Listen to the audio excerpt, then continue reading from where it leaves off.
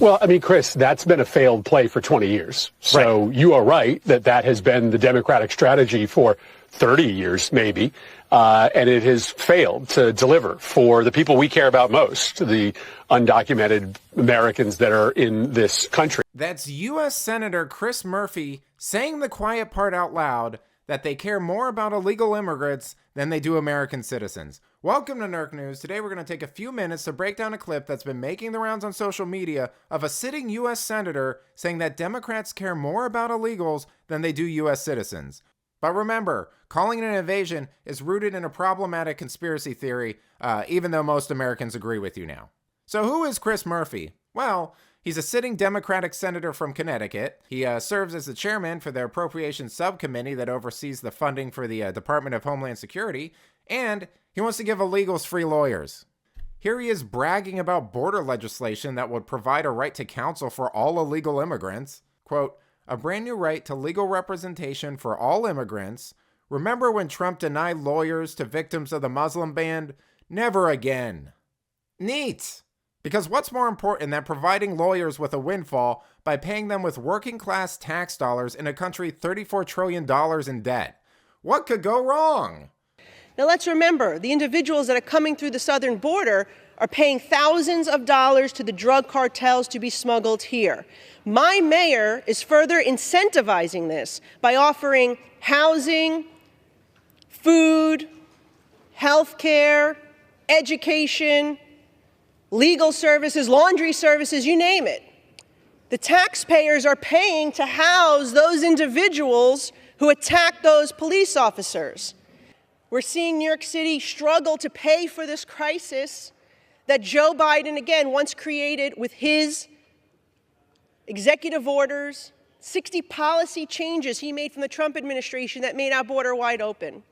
But what also really concerns me is that we've caught hundreds of people on the terror watch list at our border.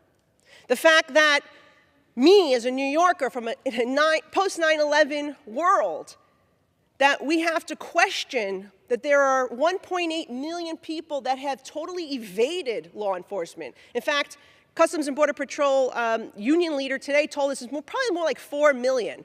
That's on top of the 8 million or so that have come, paid the cartels to come in here and claimed asylum. We're not even talking about those people who turned themselves in. We're talking about the 4 million gotaways. We don't know who they are, where they are, what their intentions are.